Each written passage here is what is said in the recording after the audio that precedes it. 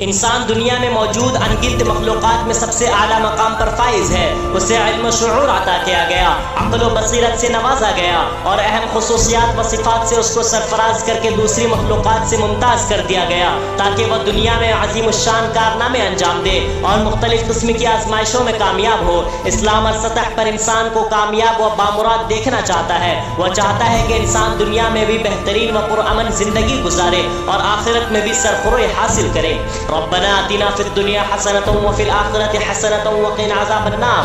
اللہ رب العزت نے اپنے بندوں کو عزت بخشی ہے۔ اللہ تعالی نے ارشاد فرمایا وَلَقَدْ كَرَّمْنَا بَنِي آدم، ہم نے اولاد آدم کو باعزت بنایا ہے، چنانچہ انسان اس لائق ہے کہ اس کی قدر کی جائے اور اسے پستی و ذلت کی دلدل میں نہ دھسنے دیا جائے، مگر چونکہ بنی نوح انسان میں اچھے کام کرنے کی صلاحیت کے ساتھ برے کام کرنے کی استطاعت بھی رکھی گئی ہے، اس کے اندر نفس امارہ بھی ہے جو اسے غلط راستوں پر ڈالنے کی کوشش کرتا ہے، اور بیرون میں اسے بھٹکانے کے لیے شیطان اور اس کا گروہ بھی موجود ہے۔ اس لیے اس بات کی بھی امکانات ہے کہ انسان صراط مستقیم سے بھٹک کر ضلالت و گمراہی کے راستے پر جا پڑے۔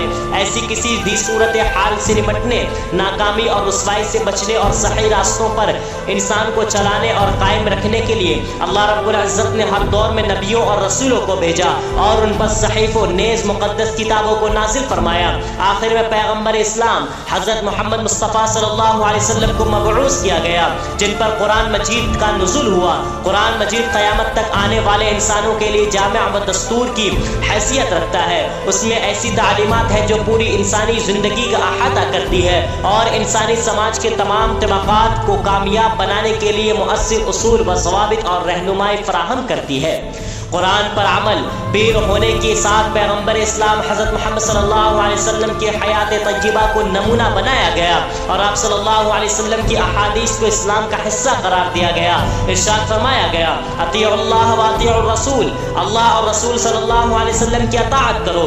رسول اکرم صلی اللہ علیہ وسلم کی زندگی اور آپ کی احادیث کے مطالعہ سے معلوم ہوتا ہے کہ آپ صلی اللہ علیہ وسلم پورے انسان کا بھلا چاہتے تھے۔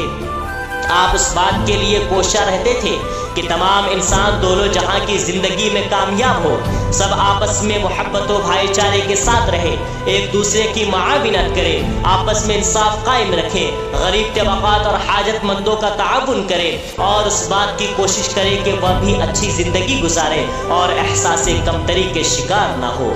السلام علیکم۔